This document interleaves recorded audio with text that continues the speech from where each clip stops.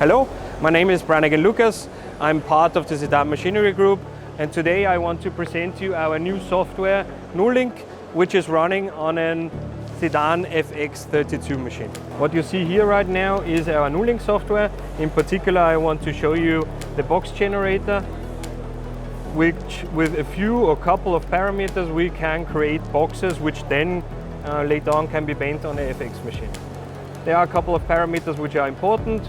The base plate X and Y, you can define the height of the box, and you can also set a decoration on the top, like right now, just a 90-degree angle. We can confirm this, and you will always see in our editor how the box will look in the final stage. Next steps, we jump into prepare. Here you can define the bend order. First thing we do, we set up the tool layout.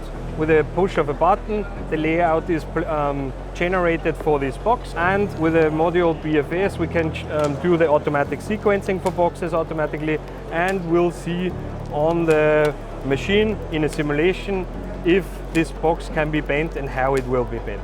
Last step, we hit run. Here with start we can go to the machine and with the foot pedal step through each step to get the final product.